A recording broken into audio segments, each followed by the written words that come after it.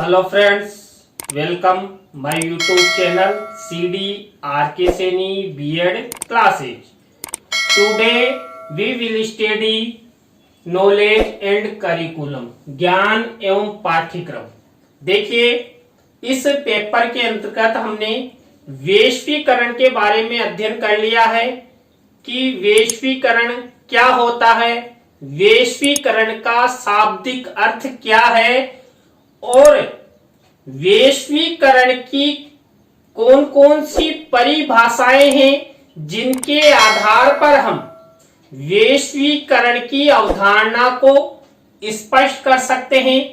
आज की क्लास में हम वैश्वीकरण के प्रमुख उद्देश्यों के बारे में चर्चा करेंगे कि वैश्वीकरण के कौन कौन से उद्देश्य हैं जिसके कारण पूरे विश्व को एक समाज का निर्माण करना होता है और एक समाज का निर्माण करते हुए एक दूसरे का सहयोग, एक दूसरे के उत्पादों, वस्तुओं, घटनाओं, समस्याओं आदि का हम आपसी समझाइश, आयात निर्यात क्यों करते हैं, तो इस विषय में हम चर्चा करेंगे। तो आप सब बने रहें हमारे साथ, हमारे YouTube चैनल के साथ। और यदि आप हमारे YouTube चैनल पर पहली बार आए हैं तो हमारे YouTube चैनल को सब्सक्राइब करें और पास ही बने बेल आइकन के बटन को दबा देवें, जिससे जब भी हमारे द्वारा कोई न्यू वीडियो अपलोड किया जाए या लाइव क्लास चलाई जाए तो उनके नोटिफिकेशन आपको मिल सके और आप अच्छा अधिगम करते हुए परीक्षा की अच्छी तैयारी कर सके।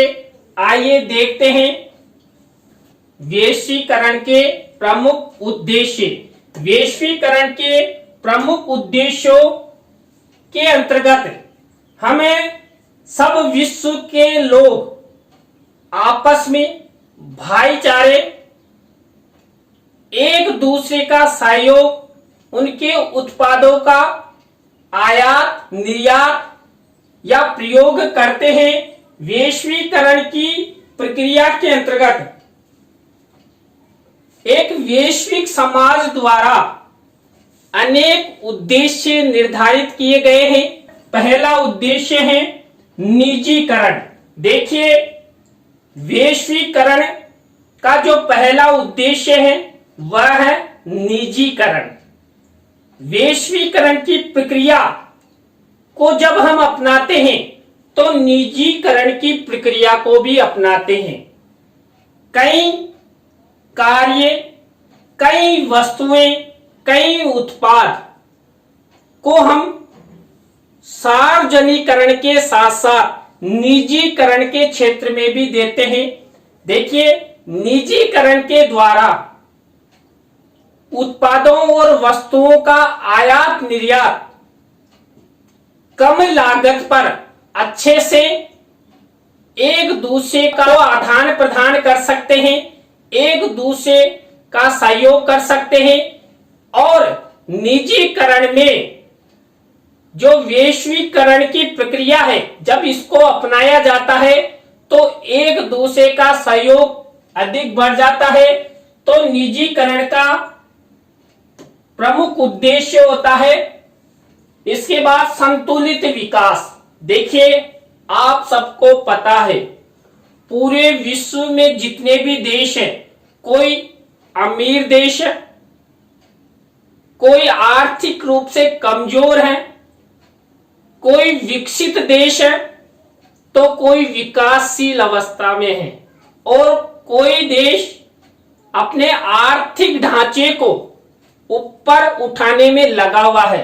यानी कुल मिलाकर पूरे विश्व में एक संतुलन नहीं है, ऊंच नीच दिखाई हमें देती है, चाहे वो उत्पादों के जन्म पर हो या तकनीकी में हो। उत्पादों का यदि निर्माण कई बार कई देशों में अधिक होता है, कई देशों में कम होता है, लेकिन वैश्वीकरण की प्रक्रिया के तहत इस उद्देश्य को अपनाकर पूरे विश्व में संतुलित विकास करने का प्रयास किया जाता है। क्यों? क्योंकि वैश्वीकरण के तहत हम एक दूसरे का सहयोग करते हैं, एक दूसरे के उत्पादों के निर्माण में, आयात निर्यात में, उपयोग में सहयोग हम सब देशों का बनता है। तो यहां पर संतुलित विकास वैश्वीकरण का दूसरा उद्देश्य है। थर्ड नंबर का उद्देश्य है आर्थिक समानता। देखिए, हमारा देश विकासशील अवस्था में है। अमेरिका, जापान जैसे देश विकसित अवस्था में है। वहां पर तकनीकी युक्त संसाधन अधिक निर्मित किए जाते हैं, तो वहां के साधनों का हम प्रयोग करते हैं और हमारे देश के कई ऐसे संसाधन हैं जिनका उपयोग वो करते हैं, आयात करते हैं, निर्यात करते हैं। तो यहां पर जो आयात और निर्यात करने से जो आय होती है, उस आय के द्वारा सभी देशों में समानता लाने का प्रयास किया जाता है। देखिए, हमारे देश से जब अमेरिका को हीरे जवाहरात, कपड़े आदि का हम निर्यात करते हैं, तो हमारे देश को आय होती है और उस आय के द्वारा हमारे देश में संतुलित विकास करने का प्रयास किया जाता है। तो एक देश दूसरे देश का सहयोग कर आर्थिक समानता लाने का प्रयास किया जाता है। किसके अंतर्गत? वैश्वीकरण के अंतर्गत। तो यहां पर ये थर्ड नंबर का उद्देश्य हुआ, आर्थिक समानता। इसके बाद चौथा है अंतरराष्ट्रीय सहयोग। देखिए, जब हमने वैश्वीकरण की बात की थी तो उस समय भी हमने चर्चा की थी कि वैश्वीकरण के अंतर्गत पूरे विश्व के देश एक समाज का निर्माण करते हैं और एक समाज का निर्माण करते हुए एक दूसरे का सहयोग, एक दूसरे के उत्पादों का आयात निर्यात करते हुए उपयोग करते हैं, जिससे अंतरराष्ट्रीय सहयोग उत्पन्न होता है। तो यहां पर अंतरराष्ट्रीय सहयोग का उद्देश्य भी वैश्वीकरण की प्रक्रिया के तहत माना जाता है। इसलिए एक देश को दूसरे देश की मदद करनी चाहिए, जिससे अंतरराष्ट्रीय सहयोग तो उत्पन्न होगा ही, लेकिन जो विकसित अवस्था में जो देश नहीं है, यानी कि आर्थिक रूप से कमजोर है, विकासशील अवस्था में है, वो देश अपना विकास कर सकते हैं। आर्थिक मजबूती, उनका जो आर्थिक स्तर है अन्य देशों के बराबर आ सके। तो यहां पर अंतरराष्ट्रीय सहयोग का उद्देश्य वैश्वीकरण की प्रक्रिया के तहत माना जाता है। नेक्स्ट है गरीबी उन्मूलन। देखिए, जरूरी नहीं है कि हमारे देश में ही गरीबी है, नो, विश्व के जितने भी देश हैं उन सब देशों में गरीबी है और वैश्वीकरण की प्रक्रिया के तहत सभी विश्व के लोग आपस में एक समाज का निर्माण कर गरीबी को खत्म करना चाहते हैं।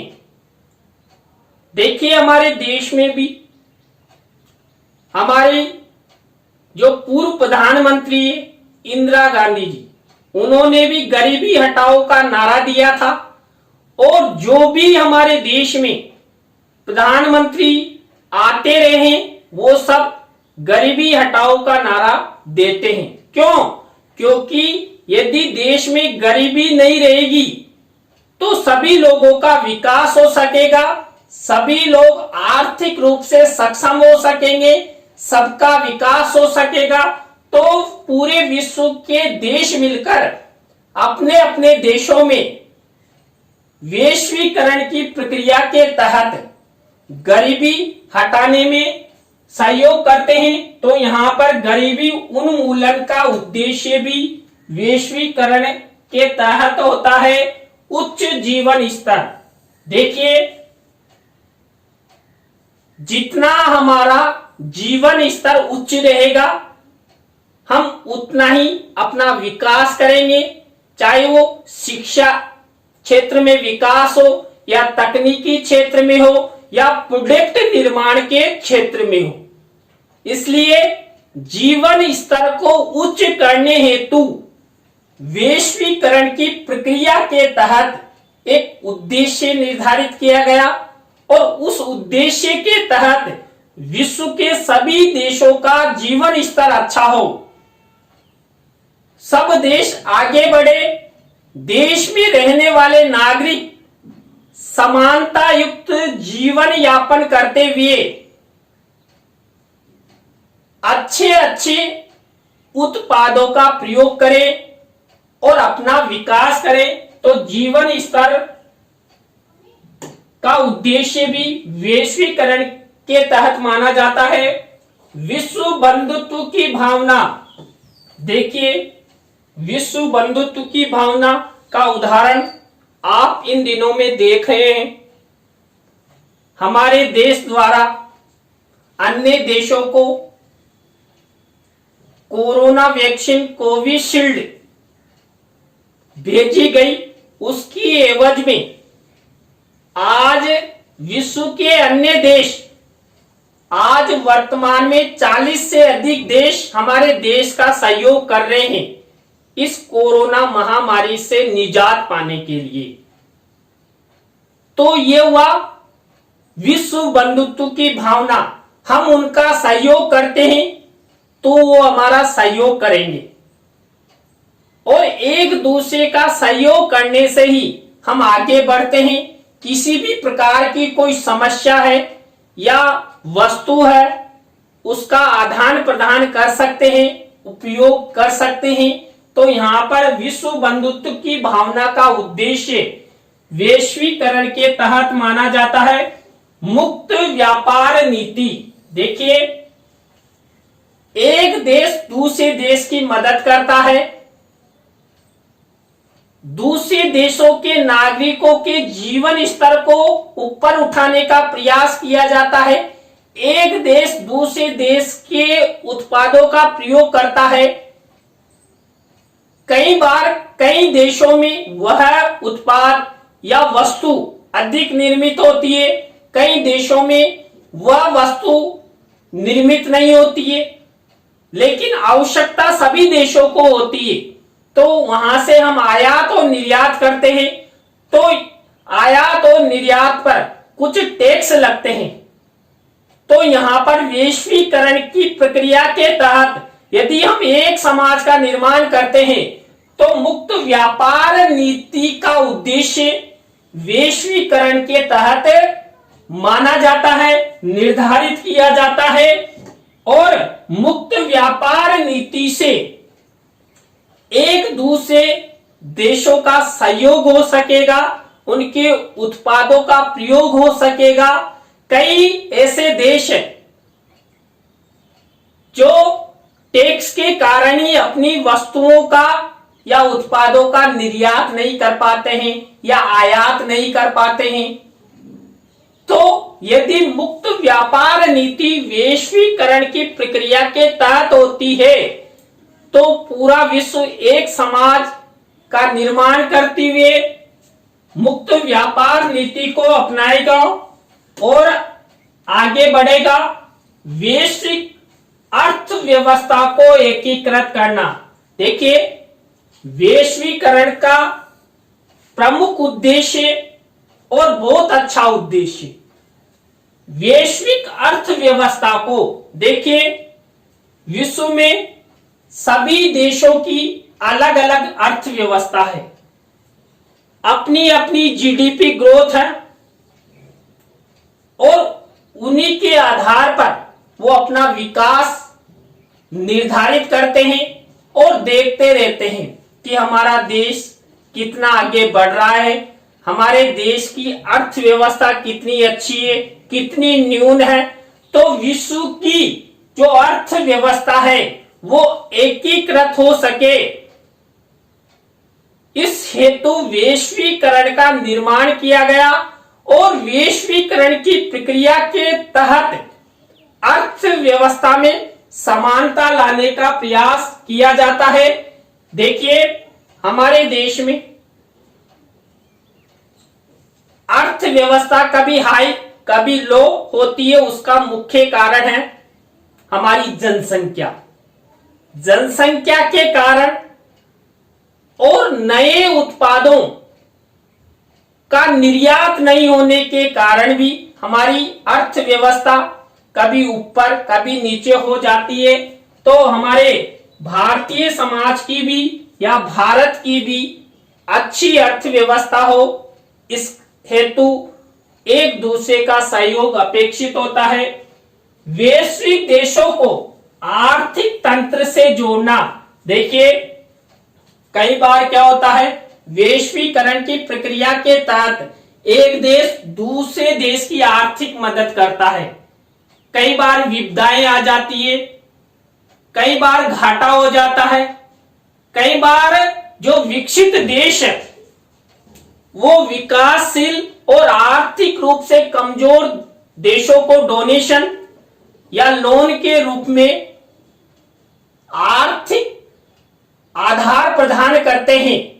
तो यहां पर पूरे विश्व को जितने भी देश है उन सब देशों को आर्थिक तंत्र से जोड़ने हेतु वैश्वीकरण की प्रक्रिया अपनाई जाती है। विश्व व्यापार में तीव्रता एवं विस्तार, देखिए अभी अभी हमने अध्ययन किया था मुक्त व्यापार नीति। यदि वैश्वीकरण की प्रक्रिया के तहत मुक्त व्यापार नीति होती है तो क्या होगा, जो विश्व व्यापार है वो तीव्र होगा और उसका विस्तार होगा।